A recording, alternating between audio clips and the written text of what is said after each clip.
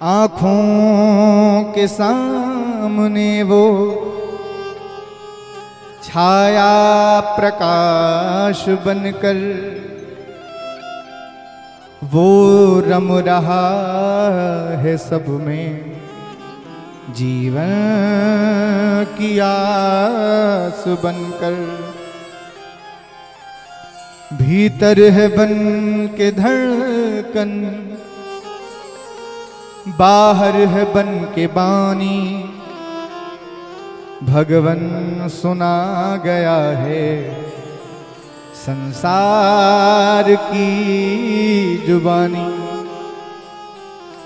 वो हमारे आप के भीतर चित रूप में बैठा है, इसलिए चित भी भगवान का स्वरूप है, सत्य भी भगवान का स्वरूप, चित भी भगवान का स्वरूप।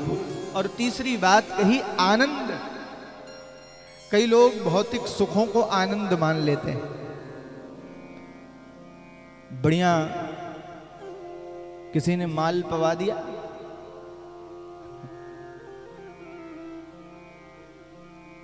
अभी भास्कर जी से बात हो रही है तंदूर की,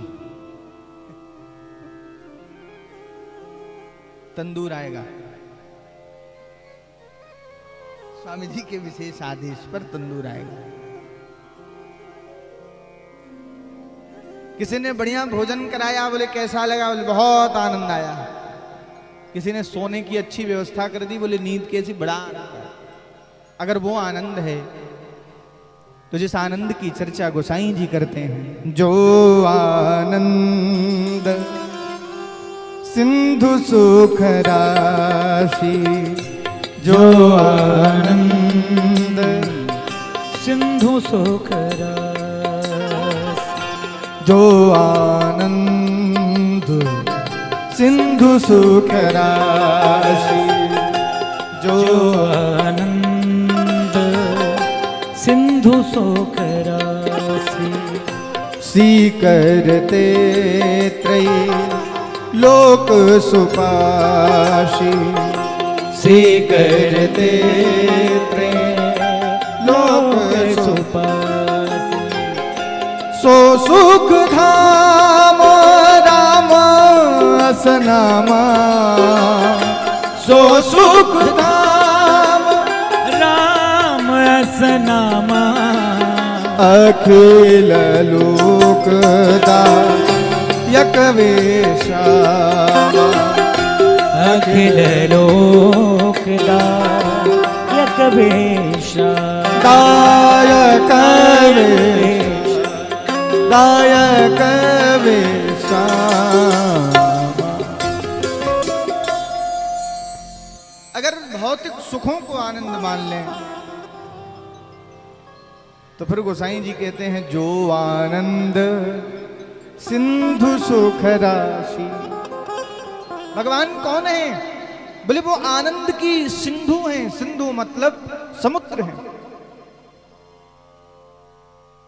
वो आनंद की सिंधु हैं, समुद्र है।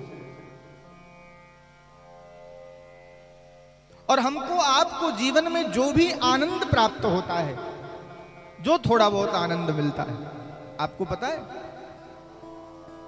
सीकरते त्रयी लोक सुपास। ठाकुर जी के मंदिर में, भगवान के दिव्य देश में जाकर हम जब भगवान के अर्चा विग्रह का दर्शन करते हैं और उस दर्शन से जो हमें आनंद प्राप्त होता है, भगवान की कथा से जो हमें आनंद प्राप्त होता है, भगवान के द्वारा भेजे गए योग्य लोगों की सेवा से जो हमें आनंद प्राप्त होता है, वो आनंद कितना है?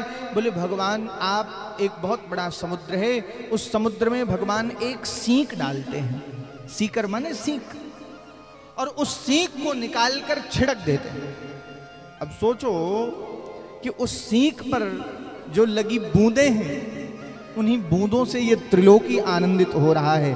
कहीं उस आनंद कंद के उस सिंधु में गोता लगाने का अवसर मिला तो क्या बात है।